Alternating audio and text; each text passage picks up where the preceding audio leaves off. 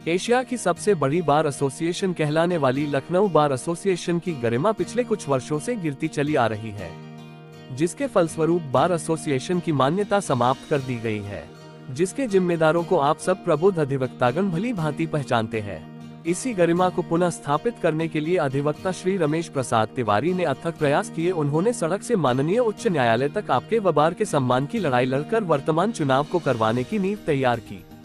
लखनऊ बार को अधिवक्ता हितकारी होना चाहिए, न कि माफिया हितकारी।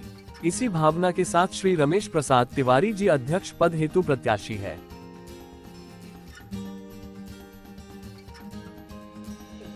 लखनऊ बार एसोसिएशन के चुनाव में आप अध्यक्ष पद के प्रत्याशी हैं। सर, क्या कुछ कहेंगे, क्या कुछ प्राथमिकता रहेगी चुनावों में आपके लिए?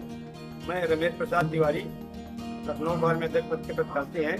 लखनऊ बार एशिया की सबसे बड़ी बार है, जिसका सम्मान पूरे एशिया में है। कुछ दिनों से लखनऊ बार का अस्तित्व कुछ बाहरी लोग आके अध्यक्ष मंत्री पद पर काबिज हो रहे हैं, धन बल के आधार पर। इसलिए अस्तित्व लखनऊ बार के साथ साथ अधिवक्ताओं पे गिर रहा है। लखनऊ बार के पूर्व में हम 2012-13 में उपाध्यक्ष रहे हैं, 2013-14 में महामंत्री रहे हैं। अब अध्यक्ष पद पे हम लड़ाई लड़ रहे हैं। लखनऊ बार का चुनाव नहीं कराया जा रहा था, कुछ हमारे बीच के अधिवक्ता भाई नहीं करा रहे थे। उसके लिए हम माननीय उच्च न्यायालय से ऑर्डर करा के लाए हैं। अब चुनाव हो रहा है शांतिपूर्ण और माननीय उच्च न्यायालय के देख रेख में चुनाव हो रहा है।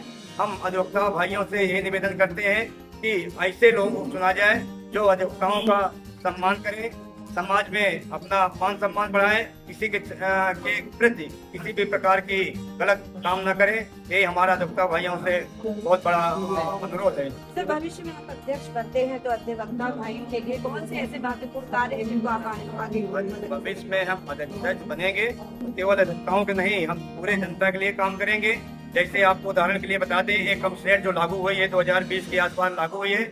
यहाँ अदालतें करीब 6-7 जगह बैठाई जा रही हैं। जैसे आपके किशन नगर में बैठाई जा रही, कल्ली में बैठाई जा रही, उधर उसड़िया गोमती नगर में बैठाई जा रही, दुबग्गा में बैठाई जा रही है। इस तरह से हमारा जो जनता है वो परेशान होता है। पता लगा कल्ली में पहुंचा तो पता लगा नहीं आपका वहाँ पर सुनवाई होगी, उसड़िया में पहुंचा तो पता लगा दुबग्गा में सुनवाई होगी, दुबग्गा में पहुंचा तो पता लगा कृष्णा नगर में। इस तरह से अधिवक्ता भाई तो परेशान हो रहा है, हमारी जनता परेशान हो रही।